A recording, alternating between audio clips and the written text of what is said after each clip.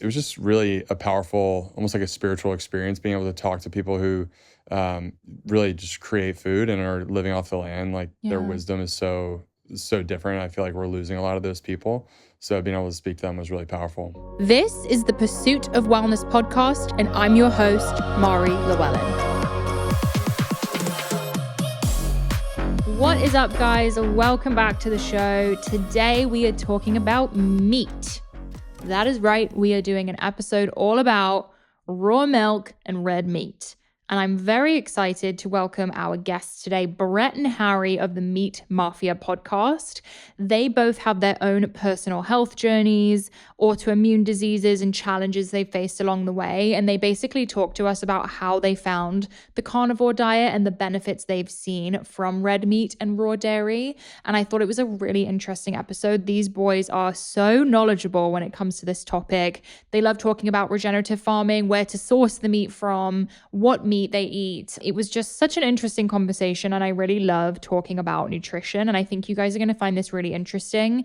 There is, I would say, kind of a lot of controversy around red meat, raw dairy, a lot of varying opinions, and it was really interesting to hear from people who have found it to be very healing and have also done a lot of their own research. I know the boys have their own podcast and have sat down with a lot of different ranchers and people involved in the industry. So today we're going to talk about animal-based diets, autoimmune diseases and stress, some of the negative effects of the carnivore diet, blood work and animal-based diets, where to source your meat from, regenerative agriculture, food standards in Europe, the importance of whole foods, organ meat, on-the-go snack recommendations, finding balance with health and indulgence, and their thoughts on raw dairy and to dairy. So this is a really fun episode. Brett and Harry were amazing. So make sure you go listen to their podcast as well. I was a guest on their show and we dove really deep into my journey. So without further ado, let's hop into this episode. I hope you guys enjoy. Welcome back to the show. Today, I am joined by the co-hosts of the Meat Mafia podcast, Brett and Harry. Welcome to the show. Thank you so much for having us. We're so excited to be here. Appreciate it. I feel like we're going to cover a lot of my favorite topics, meat, gut health, glyphosate, raw dairy, and more. But I really want to just start. Did you hear that sigh of happiness? I was so embarrassing. I was like, raw dairy, yes. No, but like it hypes me up. I love talking about this stuff. I really want to start by hearing about your individual health journeys. How did you get into this field? What got you interested in nutrition? Give us the full rundown, each of you. Yeah, I would say that the cool thing, so Harry and I have been friends for probably close to 8 years, I would say. We met playing college baseball up at a small Division III school in Boston called Babson College. And so we both kind of have these individualized health journeys that converge together, which led to us doing the Meat Mafia podcast, which has been such a blessing and best and most challenging experience of our lives, which I'm sure we'll get into. But for me, my health journey started more so because I was playing baseball and was a high-level athlete. I had this identity of I'm an athlete, therefore what I'm doing is healthy. And I didn't really backtrack and look at the actual inputs that led to me ultimately getting sick. So in college, right, it's crazy. A school like Babson, it's private school, good business school, you pay $80,000 a year. Most of the students, myself including, are binge drinking, not sleeping well, eating like absolute garbage, processed foods 24/7, couldn't cook anything. Also, I was really stressed out. Instead of like just loving the game and being competitive for baseball and just enjoying being a part of that experience, I was putting so much pressure on myself to the point where I was literally getting sick before I was playing. And then going into my senior year of college, I realized, okay, I need to get a corporate job. So I got an internship in New York City. I'm from New Jersey originally, so I stayed at home with my parents. And the train, the commute's it's a bear. So it was like 2 hours there, 2 hours back. So almost 4 hours commuting every single day. But you're in New York City, the energy, the skyscrapers, first job. I was so pumped up about that. And I started noticing that those train rides were becoming more and more uncomfortable because I was literally having to go to the bathroom on the train. For a young dude in their 20s, it's like really uncomfortable to talk about. And so I don't know if I was young or I thought I was invincible, stupid, embarrassed about what was going on. I just didn't say anything. But as the summer was going on, the symptoms were getting worse and worse. And so by the end of that 3-month experience, I was going to the bathroom like literally 30 times a day, sometimes 15 times at night, straight blood in my stool, lost 20 pounds, the last day of my internship, I actually got rushed to the emergency room, got a colonoscopy, and then got diagnosed with ulcerative colitis, which is an incurable autoimmune disease where essentially your body has built up so much inflammation, it metastasizes on your colon. So you just get these bloody ulcers. That's why there's blood in your stool, because your colon is literally just filled with inflammation. So you can't digest anything. It's kind of like the sister disease of Crohn's, where colitis is inflammation in your colon, Crohn's is inflammation in your small intestine. And so the doctor that I went to was a great guy. And I think I have a soft spot for him just because he did have great bedside manner, but he told me that, diet and lifestyle didn't really have anything to do with it. I probably had some genetic predisposition to getting sick. And immediately I got on oral steroids. I got on a bunch of prednisone, this oral medication called Lialda, and then a biologic drug called Remicade, which I was supposed to get a blood infusion every 6 to 8 weeks. And the infusion was $60,000 per infusion. And I did that for about 5 years. So 6-0? 6-0. So think about that, 60 grand every 8 weeks for 5 years. Like, think about my cost on the medical system. And no one's talking to me about diet and lifestyle changes at all. And so I was still so unaware of like your inputs determine your outputs in regards to health that my immediate thought process was, okay, I'm on the medication. When can I go back to drinking and eating McDonald's? That was literally my mindset, which is so crazy, but that's how young and just immature I was. And I didn't have that epiphany moment. And then things started to change because I graduated from college. I felt like so much of Brett was locked up inside of who I was, where I wasn't a great student. I thought I could have been a good student, wasn't a good baseball player, just wasn't living my life up to my potential that I wanted to set for myself. And so I started doing endurance races, marathons, half marathons, triathlons, started to lose weight, felt good doing that, started to cook more of my meals. And I noticed that when I would cook my meals, I definitely felt better for sure. But the kicker for me was in 2019, I somehow got sent Dr. Sean Baker's podcast on Joe Rogan from 2017, who's he's the godfather of the carnivore diet. And so on this podcast, he's saying that meat is wrongly demonized. It's incredibly bioavailable. It's incredibly nutrient dense. And he had seen patients that had Crohn's, UC, IBD, all these different autoimmune diseases that were following this diet and curing themselves of something that was incurable. And so that was kind of my light bulb moment of, hey, maybe there's a world where you don't have to be on these $60,000 infusions. Maybe the inputs that I put into my body matter.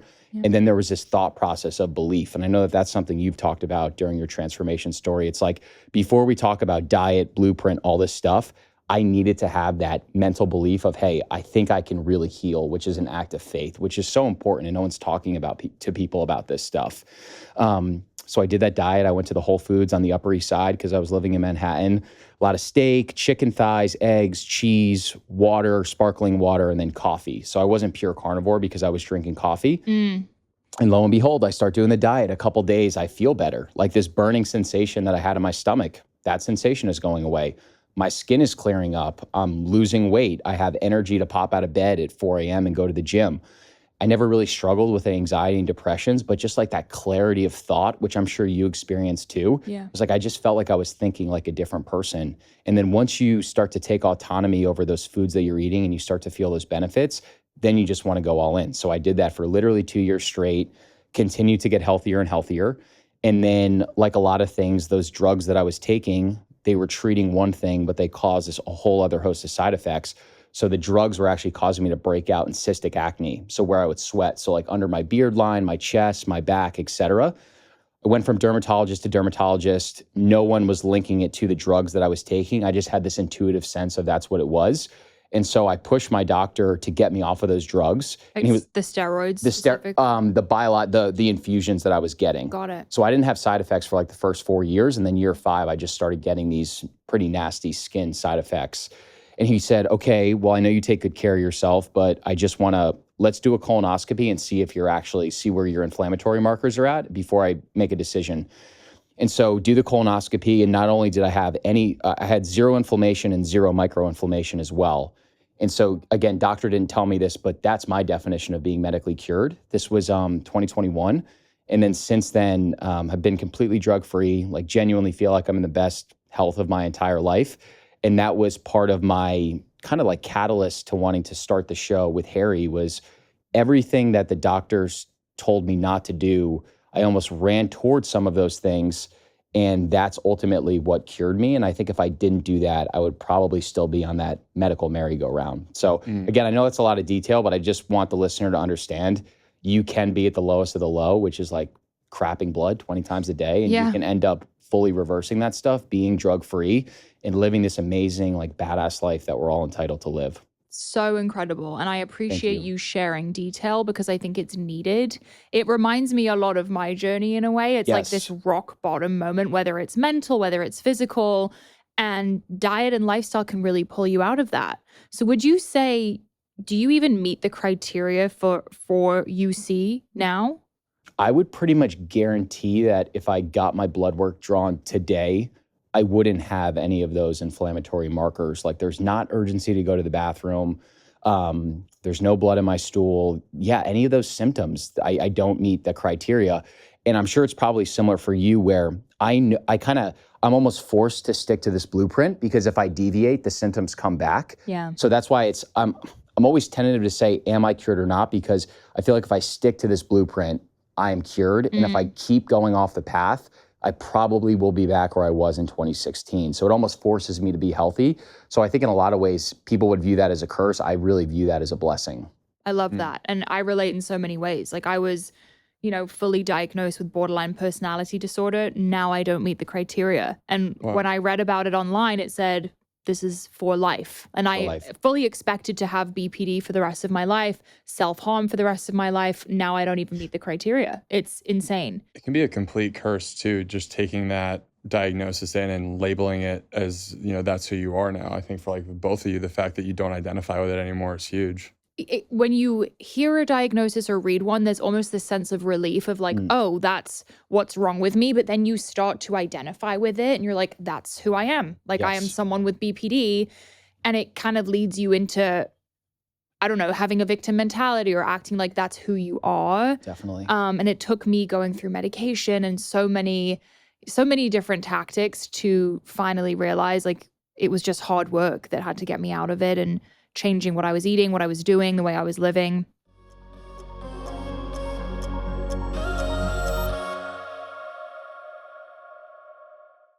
So I've been sleeping with a Blissy pillowcase for a couple of months now, and I have seen such a benefit to my hair and skin. You guys know I have super sensitive skin, and I feel like this doesn't leave lines in my face. It doesn't irritate my skin. And then I also feel like the frizz in my hair is way, way down. I highly recommend you guys try a Blissy pillowcase. Get better sleep, hair, and skin with Blissy's award-winning 100% mulberry silk pillowcases. It is really the best thing you can do for skin and hair. Plus, they are 100% silk. There's a lot of dupes out there that claim satin is a good alternative to silk, but that is not the case. Satin is made from synthetic fibers like microplastics, while Blissy's silk is a luxurious, all-natural material that's breathable, cool to the touch, and gentle for your hair and skin. It's also so much more durable and long-lasting. It's a much better investment. Plus, anything that's going to help you get better sleep is worth it. They also make the perfect gift for the entire family, including the small ones. They have colors and patterns that match any aesthetic. Plus, they are washable, hypoallergenic, and have a hidden zipper, so they are super easy to take care of. It has made my sleeping experience so much more luxurious. I also love a cold sleep, and it really helps with that. Plus, the benefits to my hair and skin are just so worth it. Blissy has been featured on Good Morning America, The View, Live with Kelly and Mark, and Dermatologist Recommended. Everyone loves them. They have over 2 million fans, and you could be next. Because you're a listener, Blissy is offering 60 nights risk-free plus an additional 30% off when you shop at blissy.com/powpod. That is BLISSY.com/powpod, POWPOD, and use code POWPOD to get an additional 30% off. Your skin and hair will thank you. While on my fitness journey, I wish I had had a tool like Lumen. It is the world's first handheld metabolic coach. It's a device that measures your metabolism through your breath. And on the app, it lets you know if you're burning fat, carbs, and gives you a tailored guidance to improve your nutrition, workout, sleep, and even stress management. I think this is such a helpful tool while on your journey. I think a lot of people struggle with figuring out how much to be eating in a deficit, maintenance, or a surplus. And this would be a fantastic way of doing so.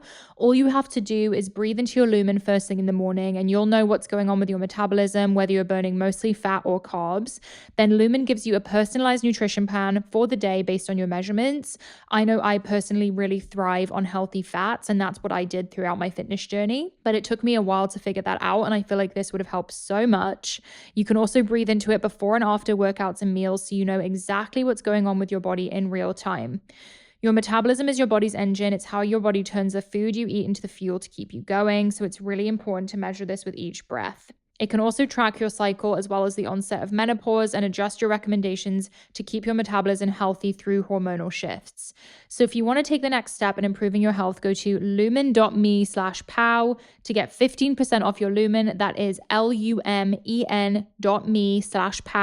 for 15% off your purchase. Thank you, Lumen, for sponsoring this episode.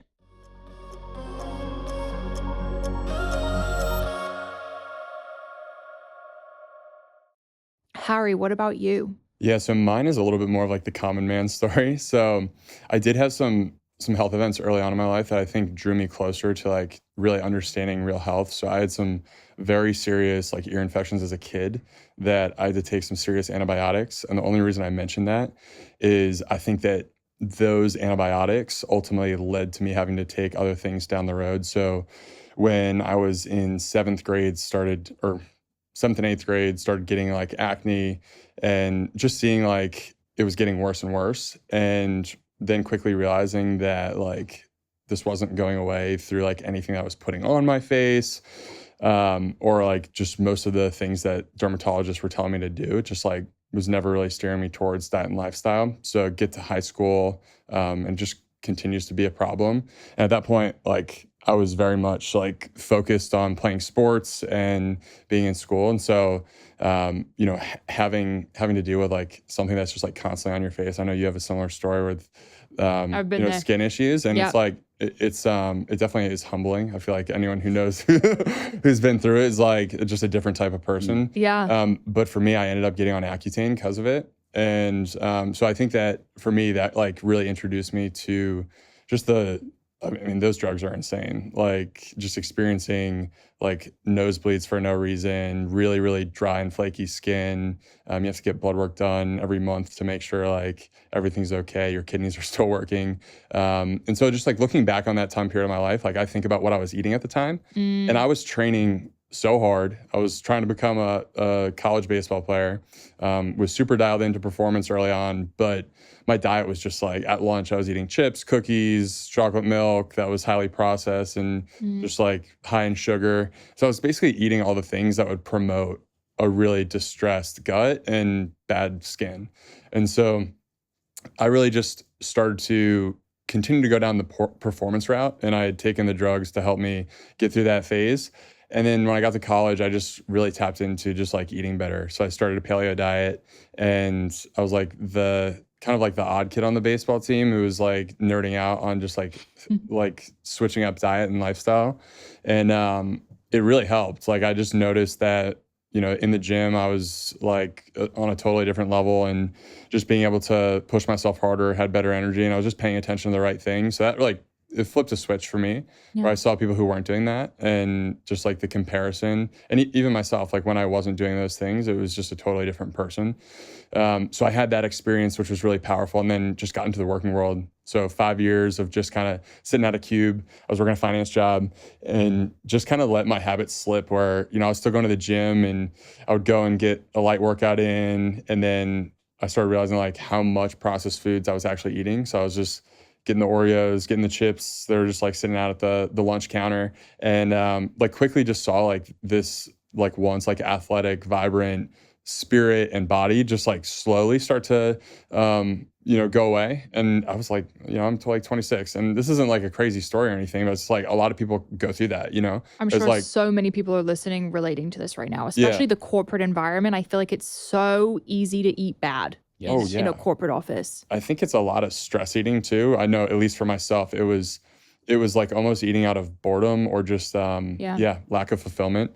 And so I just found myself kind of losing it a little bit. And then COVID hit, and I got some time back on the front end with no commute. So I had like an hour back to myself, and really just like took that to be a moment in time where I was going to like create some real change. So I ended up dropping like 25 pounds, getting in great shape, doing like really simple things. Like I was just sleeping a little bit more, going on really long walks, doing push-ups and pull-ups, cooking all my meals. And like within a month and a half, I was like, I saw a lot of my friends take steps backwards, and I felt like I had just leapt to a whole new level. Yeah. And that was when, for me, I really like re-engaged with what I was doing in college when things were working really well. And I just was like, you know what, I'm pretty done with this job that I'm working now. It's served me really well for the first few years of my career, but I really feel like this calling to get involved with this health and wellness space, especially with what's going on with COVID. Like people weren't even talking about lifestyle interventions. And I think Brett and I were just both really inspired during that time period to push ourselves more. Like we signed up for an Ironman during that period. We were training a bunch. Both of us just really used that time that, you know, the world was kind of under distress and people were, you know, given a little bit more time back. If you were working a remote job, like you could then just like, you know, spend a little bit more time on ourselves. So for me, that like changed everything. I started exploring a carnivore diet, animal-based, and yeah, the rest is history. So you were full animal-based at one point. Yeah. Are you both still fully animal-based? Yeah, 100%. And you as well? What I will say is that I've been changing my stance a little bit, where I've been starting to experiment with more fruits and vegetables and things like that. And I actually feel really good. So my mission is almost changing, where carnivore has been an amazing tool. And I think there are certain people that are so sick where they do need to be on that diet for a very long period of time. Yeah. But I've just been really focused on single ingredient real foods that are like protein dominant, trying to get 190 grams of animal protein per pound of body weight that I have. And I feel amazing. And I'm just trying to put less pressure on myself. And the more that I do that, the better that I feel. Yeah. How much of, you know, autoimmune disorders and feeling good do you think is stress related? Because sometimes I feel like I've gotten so obsessed with my diet and so obsessed with my routine that I almost am counterproductive, because I end up stressing out more about details than if I were just to be relaxed and, you know, do the best that I can. Yeah. I think there is a incredibly strong correlation between stress and autoimmunity. And what I'll tell you in full transparency too, is it wasn't like I just went carnivore and have never had any issues since. There have been two periods over the last 3 years where I would call them mini flare-ups, where I never got close to as bad as I was in 2016, but I definitely could feel that inflammation. Yeah. And the only difference was stress, lack of sleep, and travel. And then every other period that I've gotten sick, there's always an element of stress. So I think there's 1,000% correlation between those two things for sure. Yeah. For me, it's my skin. Like anytime I deviate from my diet or my routine, or I'm traveling or I'm drinking more, whatever it may be, for me, it shows in my skin. Yes. And I feel like we all have something. Like some people feel it in their gut, they feel it in their skin, fatigue. My husband, he gets like these kind of fatigue symptoms. He's mostly animal based, and really, really enjoys it and sees benefits from it. Do you guys feel like there's any downside to living carnivore for a long period of time? I think it's just I think, as you said, like it's restrictive in some ways. Yeah. Like I think it's a really great foundation. I think the downside would only be like you're kind of just like changing your life in a massive way, and maybe it's just like lifestyle obstructive where you aren't able to like go enjoy certain things. I think both Brett and myself just believe that when you're operating from a point of stress with like how you're setting up your meals and your workouts and lifestyle, like that's not a healthy place to be like really trying to like breathe life into the things that you're doing. So when you're like actually operating from that like stressed out state, like, oh, I only need to eat meat, I think can be very negative. So I think Brett and myself both think that it's like very powerful tool. And I think from just like a perspective of, there's other foods out there that can add value to your diet overall as well. Yeah. And I guess it's essentially an elimination diet. It is. Yeah. You're taking out a majority of inflammatory foods. And then from there, let's say you eat carnivore for 2 months and you want to try adding a couple things in. You could try one thing at a time to see what's flaring up the UC or flaring up your skin. Definitely. Yeah, something that I did that I learned from Dane Johnson, he might have had both UC and Crohn's way worse than I did. He was on death's door, completely healed himself holistically. Wow. He's a great gut health resource. He got me to start keeping almost a healing journal. So I would write down every day, I would write down the amount of sleep that I was getting, the time of my meals, my energy levels on a scale of 1 to 4 after I would eat. And then I would record my bowel movements too, just because like when you're healing, you just have to be all in on that. And then as I was progressing and getting healthier and healthier, I remember having this feeling of like, how many people are sticking to like the carnivore and animal-based tribe just to fit within that tribe? But if you're taking intuition over your body and you maybe have this craving for vegetables or certain fruits or something like that, and you feel good and your blood work is continuing to improve, what's wrong with adding those things back in your diet? I think that's the way I've changed the most, is like focusing on, am I healing? Do I feel good? Does my blood work support that? Versus like, hey, I'm carnivore, I'm animal-based, or I'm Mediterranean diet, whatever that is. We love to just put these things into tribes. And it's tough for the average person because you can scroll Instagram and literally get 10 different reels all conflicting each other, which is so tough. Yeah. No, it's so confusing. There's so much information and people just want to feel like they can identify with a group. Saying you're animal-based sounds kind of tough. So it's like, it's tough and it's cool. I'm curious with blood work. So I was mostly animal-based for a while when my skin was really, really bad, and it helped me a ton. I've noticed that I've gotten different feedback on blood work. So I've had people tell me my blood work is perfect, it's optimal, it's amazing. And then I feel bad saying his name, but I'll just say it anyway, Simon Hill on my show. You guys have heard of him? Yeah. Okay. And he looked at it and he was like, oh, your, what was it, HCl? LDL? Your LDL is way too high. Like you're eating way too much saturated fat. What is your guys' take on that? Like, who do you trust to show your blood work to? I'm sure Paul Saladino probably said this on your show, but I've probably eaten close to 2 pounds of red meat every day for the last 5 years. My LDL's never been out of whack, unfortunately, but I do know people that have a high LDL and they're really just focusing on their HDL being high and their triglycerides being really low. And it seems like that's more so the key metric versus like over-indexing on the LDL. And then they're also starting to do, this guy Dave Feldman and Nick Norwitz.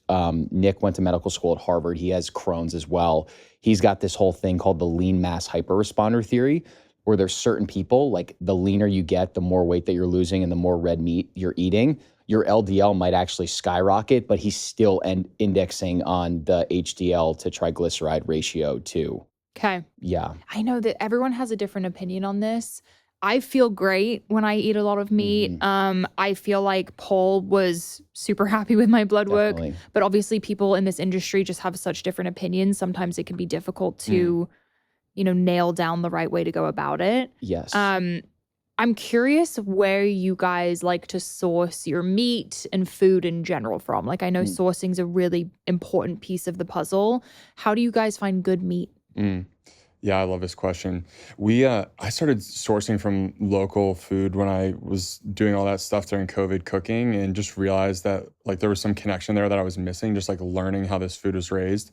So a big part of our show has been connecting with local ranchers. So we'll order our beef in bulk from our buddy Jake Steaks in Missouri. So he'll come down and just like load us up with a chest freezer full of meat. No way. Grass-fed, grass-finished. It's incredible. There's also a local farm here they're actually in Lubbock, Texas, called Holy Cow Beef.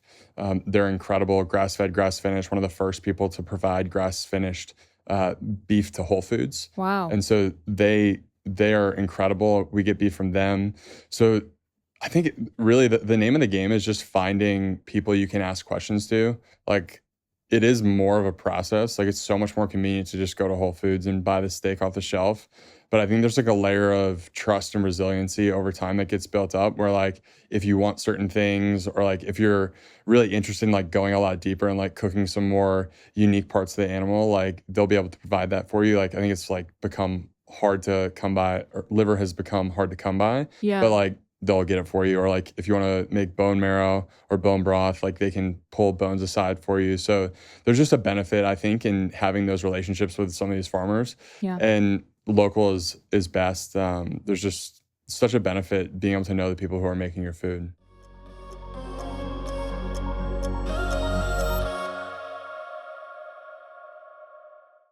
If you're like me, you're always looking for ways to drink more water, so I don't even have to think about it. Water is so important to stay hydrated and healthy. 60% of our bodies are made up of water.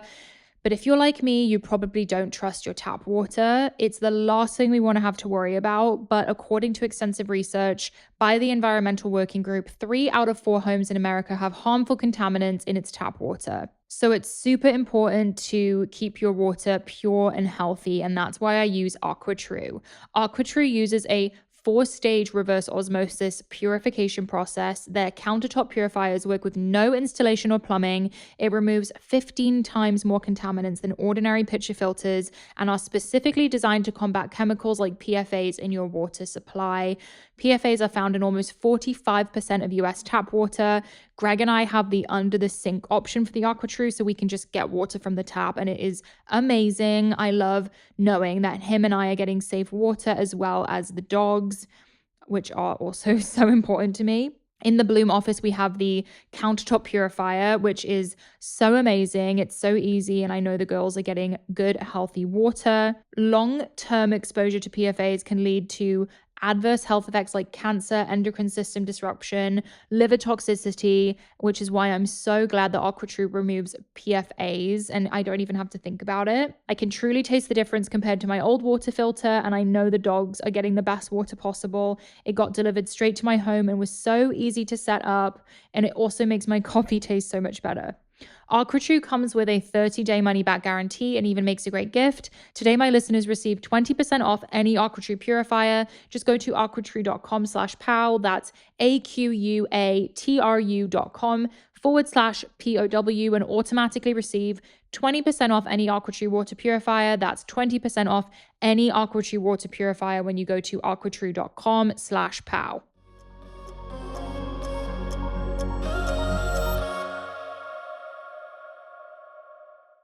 Have you guys tried White Oak Pastures? Yes, we actually had Will Harris on the podcast. We did it at White Oak around Christmas time of last year. It was probably one of the most special podcast experiences we've ever had. Oh my God, can you connect me with him? Oh, 100%. Yes. I would die. You and Greg should go out to White Oak. I'm the biggest fan. Because when he's on that property driving around in his Jeep, like that's been in his family for 5 generations, he is so at home, and you'll have such a better interview with him too. Oh my gosh, how cool. And it's in Georgia, right? It's in Bluffton, Georgia. Okay. So the town is about 150 people. Oh. He employs like 120 people. And grocery stores, it's like the rural South. So grocery stores aren't really a thing. So you talk about someone that's making an impact. He's legitimately feeding the local community, where all these towns in the area are coming to White Oak to source their products. Like it's honestly he focuses. One of the things he says about regenerative agriculture is that it shouldn't be scalable, but it should be replicatable. Mm-hmm. So his whole message is like, we should have young ranchers around the country that are doing what I'm doing in their local towns and their local communities. And that's ultimately how you fix the food system. Oh, that's so cool. I love that. Did you guys make content of it? Not as much as we should have, honestly. We went on like this incredible road trip. Yeah. From like right before Christmas. We stopped at a farm called Counterculture Farms in East Texas, then went up to White Oak. Then we stopped at Polyface Farms in Virginia, which is Joel Salatin's farm, which he's like same as well, just fighting the good fight, like doing everything right on their farms and really putting the message out there around regenerative ag. So just this amazing tour of like these farms and really getting to see a different part of the country and the people who are on the front lines putting really high quality food out there. It was just really interesting. This was a year after COVID too, getting their experience on what they experienced during some of those like food shortages that people were going through. Like when people would show up to the grocery store and it was difficult to get food, they had lines and lines of customers who had been, showing up to them when things were getting tough. So yeah, it was just really a powerful, almost like a spiritual experience, being able to talk to people who really just create food and are living off the land. Like their wisdom is so different. I feel like we're losing a lot of those people. So being able to speak to them was really powerful. Yeah, and giving them a platform. I feel like a lot of those people are just grinding day in, day out. So to go speak with them is really special. Yeah. Have you spoken to Paul? I think his last name's Grieve from PastureBird. We've been communicating with him, but we've never had him on. You had a great podcast with him, didn't you? Yes, he's awesome. Oh my gosh, he blew my mind. He's younger, right? He has a wife and like 4 kids, but like he is younger, I guess, in the industry. Yeah, the girls loved him. Like everyone was freaking out over Farmer Paul after that. Farmer Paul. We were all calling him Farmer Paul, but I ran into him again at Expo West, and he's crushing. I think he replicated a European method of farming where the chicken coop, or where he keeps the chickens, is mobile, so they're never on the same like section of land for too long, and they keep moving. That's really cool. Really interesting stuff. Yeah, he's truly doing God's work, because it's funny when you go to the grocery store, if you're trying to go to the grocery store and get really good quality meat, customers are starting to demand grass finished and regenerative, which is great. So you can go to Whole Foods, right? You can get Force of Nature. We know those guys, we trust them. There are other brands too. Chicken, besides PastureBird, there's almost no way to actually verify whether it's corn and soy-free chicken. Yes. And we really, at scale, we just eat these industrial Frankenbirds, where I think the size of a chicken today is 350% fatter than it was in the 50s. So we're designing them to get as fat as possible, as quickly as possible. And then we're slaughtering these birds super, super young. And then you're kind of inheriting those nutrients as well, which is really interesting to think about. Oh my gosh, it's insane. And he was explaining to me, you can say pasture raised, but really it just means they have like a tiny access to the pasture, but it's like not really pasture raised. And they like to stay together, and they say pasture raised in the middle of the winter, the chickens aren't going outside. You know what I mean? Yes. So it's all packaging. Yeah. Greenwashing. It's really tough too, because like if you go to some of these farms, it's like they're doing kind of like what's standard in the industry, but it's also shocking some of the conditions that some of the animals are living in. Yeah, and it's become normal. I mean, especially in America, I think farming practices, and I don't know 100%, but I think farming practices in Europe have far more standards they have to meet. Definitely. Yeah, there's just higher standards around food in general. Like they really don't support the use of chemical fertilizer in the same way that we do. Yeah. So they're much more reliant on natural practices to raise food, and I think that most of their food is like relatively unadulterated. There's not as much GMOs. Even grain, like people always talk about, hey, I went to Europe and had pasta and bread, and I'm like celiac or gluten free, but I could eat it over there and I felt fine. It's because the grain is totally different. It's not. It's going through a different process than what it goes through in the U.S. So it's just, I think it's interesting that we don't follow suit, because Europeans are they're healthy effortlessly, like without having to try. They just can eat their traditional cultural diets and they're good. And I think like some of the American health culture has moved over that way and started to affect that. But for the most part, like if you're eating like a European diet, Mediterranean diet, you're going to be healthy. 100%. And it feels like, especially now with Ozempic, it's kind of like the perfect example of America doing everything backwards. It's like, let's medicate, let's add pills, let's add supplements, let's add X, Y, and Z, and then we'll talk about the food. Yes. And when you go to Europe, like I have family in Switzerland. My dad's married to a Swiss woman and they live in Geneva. When I go and I talk about, these conversations that I have and health, and they're just like, seems a little extra. Like, why do you, why do you go to these extremes? And we kind of have to in America, because to live a healthy lifestyle here, you have to be very intentional. You do. It's similar to what you're talking about. It's way more convenient to order something on DoorDash or even go into the grocery store to buy your food. But I think what we found with our health journey is like the more energy we invest, the more energy we get back. So it's like, go to eatwild.com, pop in your zip code, find meat, raw milk, eggs in your area. Maybe you have to drive 15, 20 minutes, but then you actually get to know that rancher on a first name basis.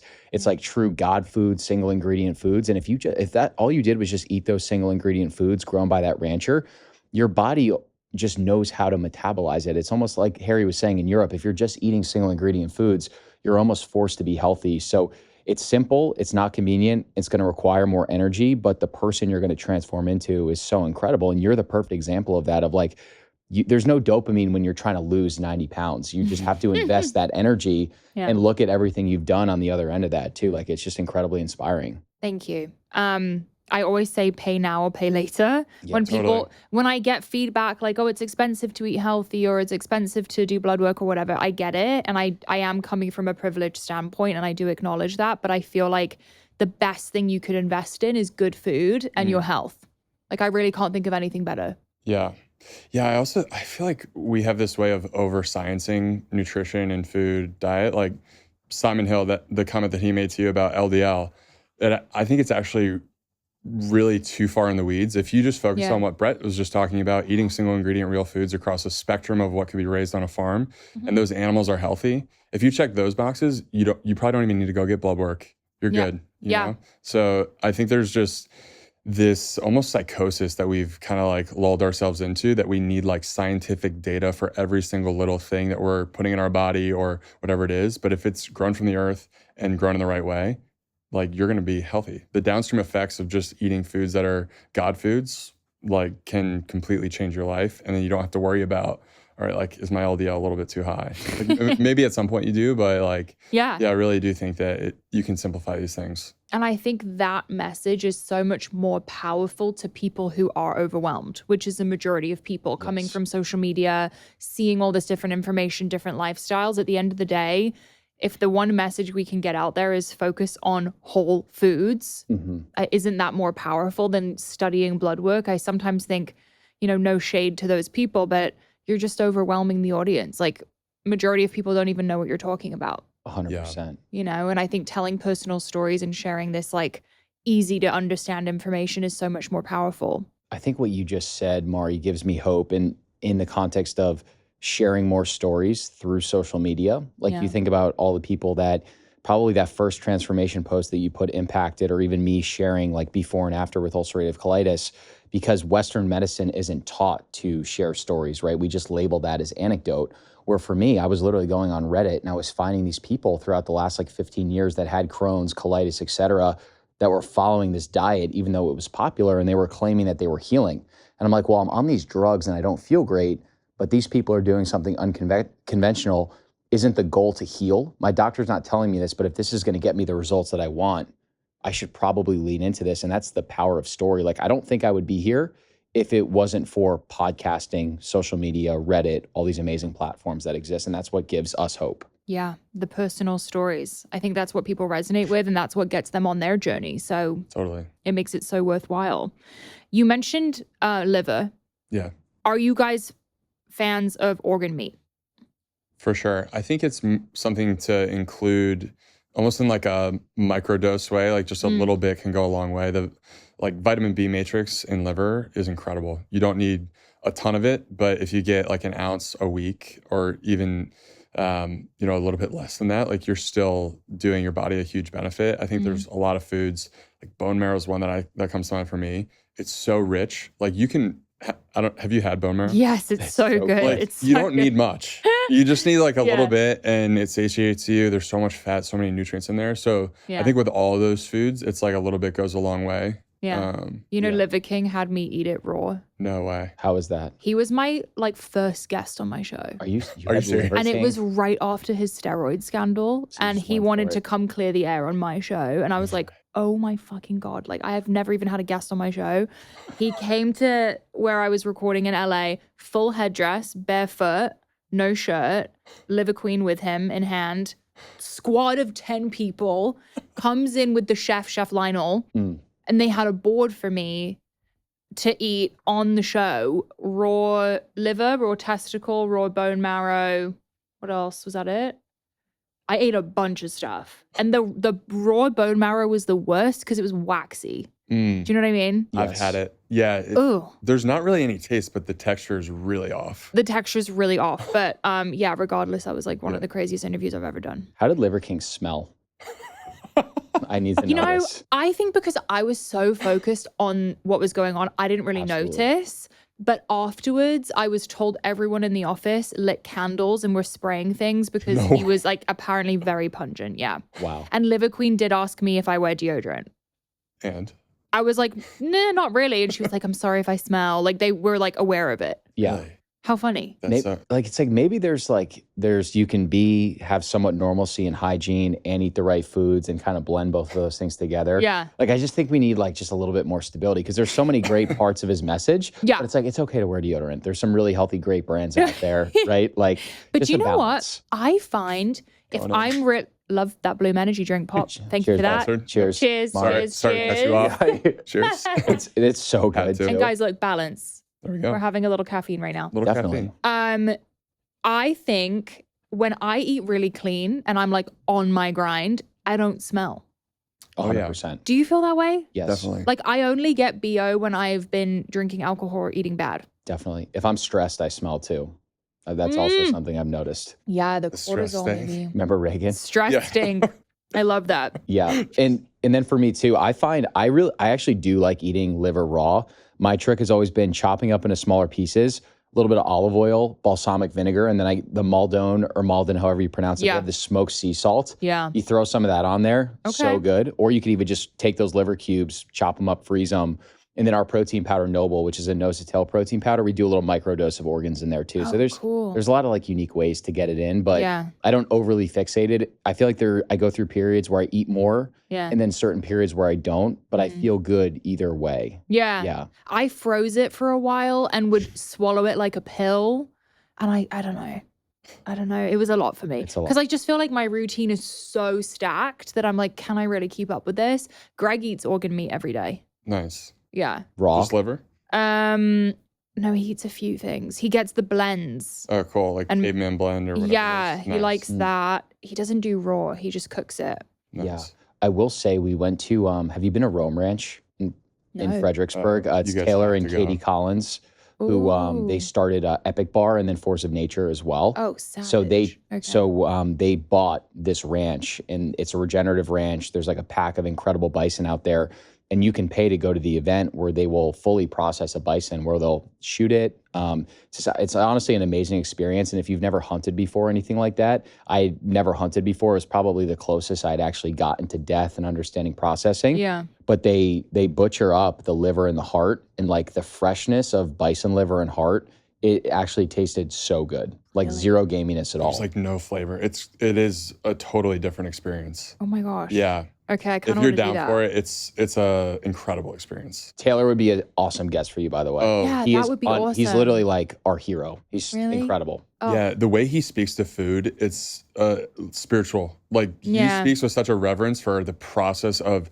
raising the animal, killing the animal, eating the food, and getting that nourishment. He connects all the dots in a way that I've never heard anyone speak to it, other than Will Harris and Joel Salatin, who are also just total legends. So Well, I feel like anyone in that industry, like that's what you want. You want someone who really respects it and understands it. And we should have a connection with where our food's coming from. Like I think a majority of people going to the grocery store would have no clue where it even begins. So just going to experience that is so educational and like just gives you a better understanding. Question from my husband.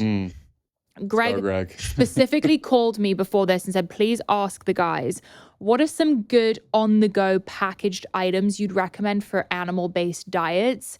He said, I quote, I can't just throw a steak in my backpack.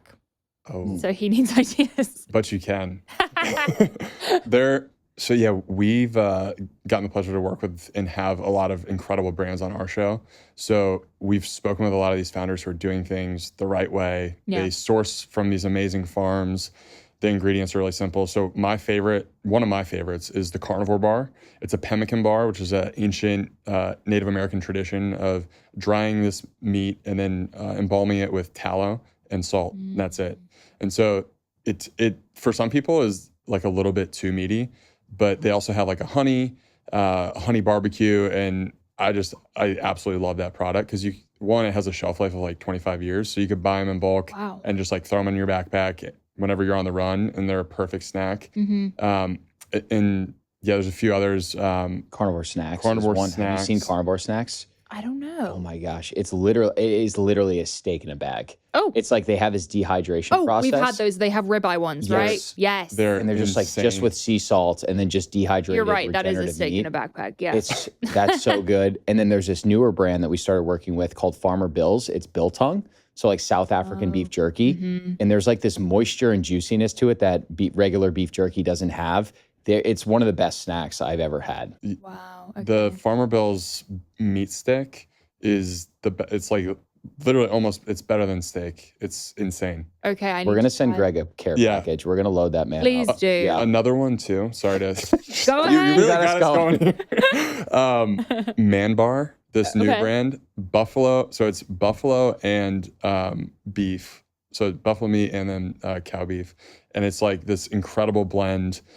Tastes incredible, great spices. Like it's so good. It's a little bit fattier, but it's great. I like fattier. That's good for me. Yeah. Okay, love it. Have you guys had Maui Nui venison? I have. Their beef sticks are crazy, but I've never had their bone broth. I heard their bone broth has like 25 grams of protein in it or something ridiculous. Yeah, it's a really cool brand. And I started working with them like at the beginning of the show, and Greg was using my code. I mean, he was going through the boxes like crazy. He's insane. Yeah. They were like, how do you need more already? And I was like, you got to see my husband. We touched on caffeine. What is your guys' take on caffeine? Like, how do you monitor that, or do you monitor it at all? Do you want to start? You guys are like, no.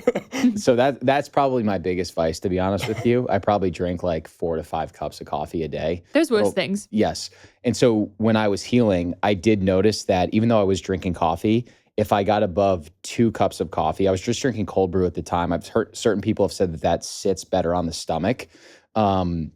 I did notice that if I would go above 2, that's when I would start to get negative ramifications from that. Yeah. So with the healing journal, I would cut that off. And what I'm noticing right now, I've tried to give up caffeine before. I didn't really notice any positive benefits to it. I just enjoy being caffeinated, and it doesn't make me buzz out too hard. But if it ever did start to show negative effects, I would peel back on that too. So it seems like everyone's very different. It sounds like you're hyper responsive to coffee, right? So you don't, or at least in 2022, you were. The thing is, I love it so much. I just drink the ritual. Anyway. Yeah. Harry's got a pretty cool perspective on it as well. Yeah, it's just changed over time. Like I definitely have been a heavy coffee drinker for the last like several years, and then recently have just kind of like gone cold turkey on coffee. Yeah. And just was realizing that I was kind of like borrowing from tomorrow with how much coffee I was consuming, and really like not getting as much rest as I was as I was hoping. We've got a lot of stuff going on. Coffee is a great way to get a little bit of extra energy, but I noticed like my sleep was just, I wasn't tracking my sleep other than just like counting the hours I was getting.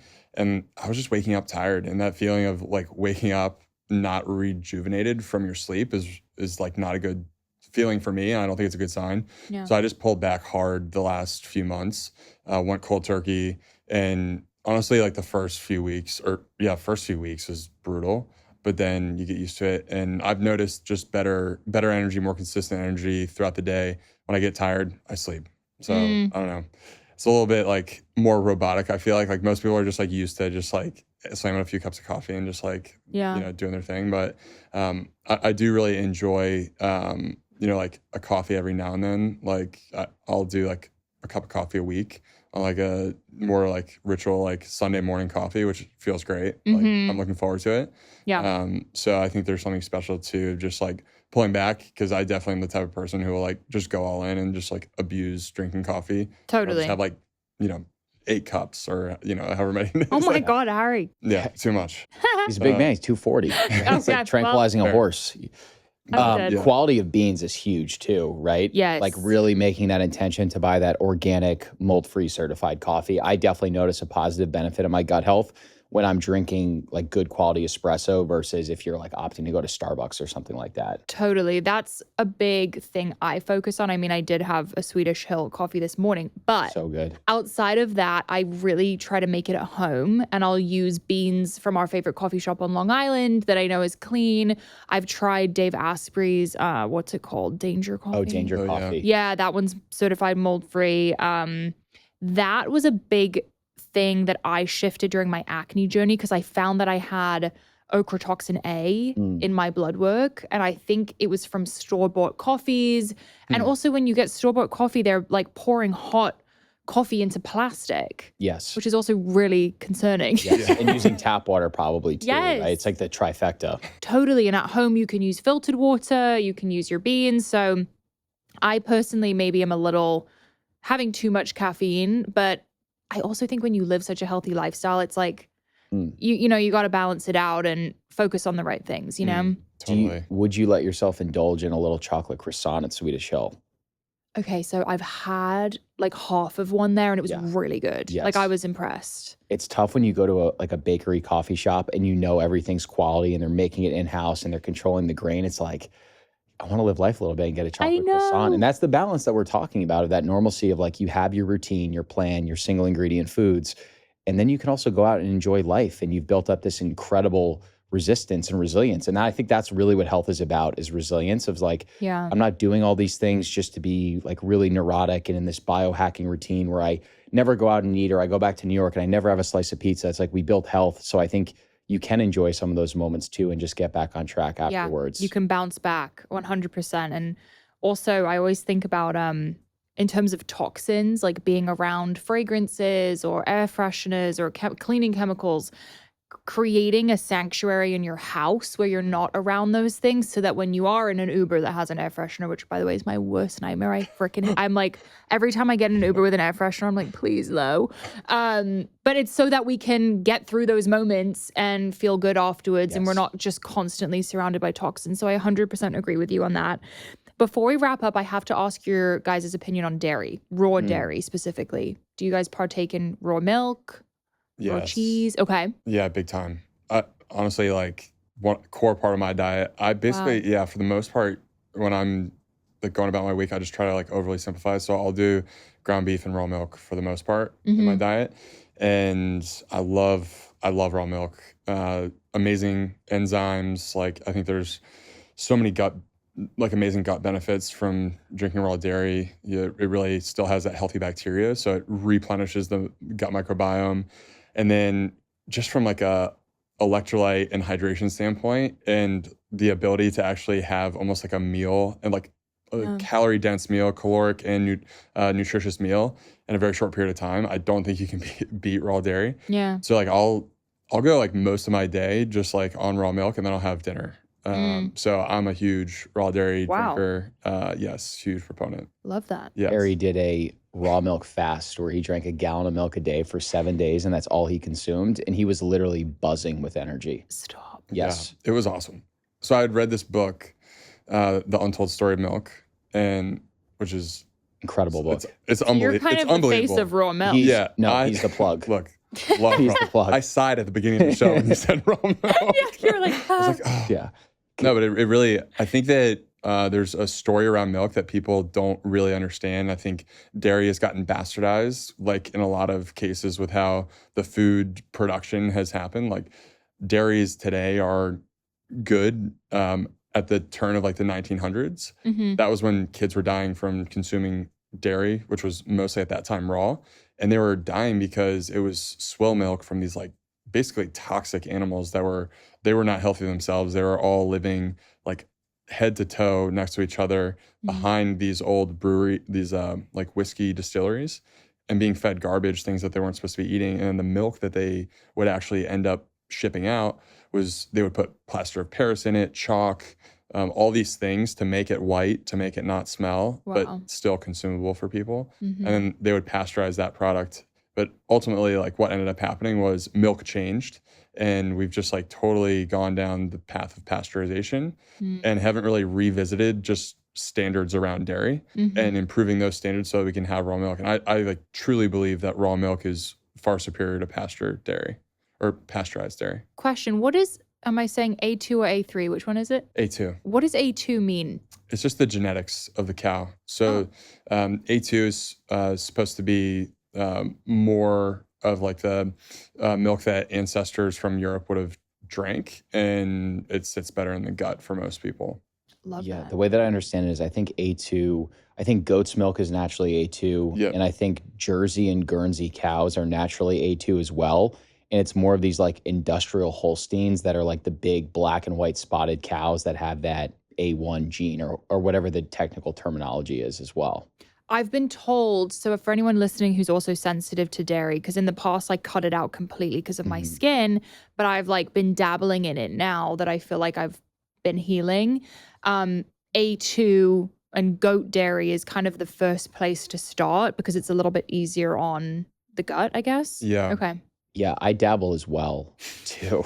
I dabble. Meaning like you can't go full Like, so I've noticed with my stomach, maybe it's ulcerative colitis related. If I drink too much raw milk, I will just feel some discomfort. Yeah. But I actually will, what I like to do is I'll do some raw cream in my morning coffee, or even like as a post-workout shake, our protein powder, some raw cream, water, ice, frozen fruit. And because the lactose content is a little bit lower, that tends to sit really well in my stomach as well. Greg does the same thing because he's Okay. lactose intolerant, but He can have the cream. Yeah. Oh, cool. Yeah, he likes the cream. Creams it up. But it's interesting. Like raw dairy used to be prescribed by some of these like naturopathic doctors as a cure to a lot of chronic diseases. Like they would just put people on raw dairy for like the like raw dairy fast to cure certain chronic diseases back in the day. Wow. Just because it has everything that you need to heal. Yeah. Like I you can guess sustain yourself. probiotics. Yeah.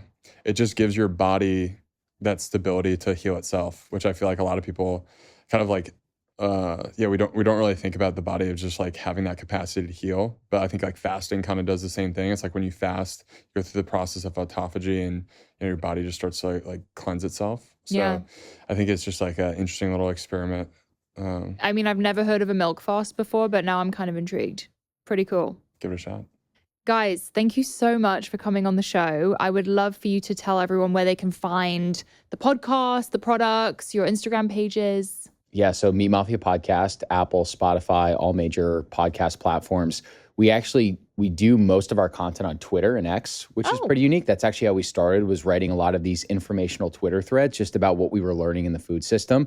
It's almost like an investigative journalist type approach. So that raw milk story, that was a big thread that we wrote. So I am at Meat Mafia Brett on X. Harry is at Meat Mafia Harry. And then our beef protein powder is Noble Origins, nobleorigins.com. So I would say those are probably the best places to reach us. Wait, can you explain the name Meat Mafia before you go? It's a good story. So I told you we came down here. We ran an Ironman together, October 2021. He was living on my floor. Oh.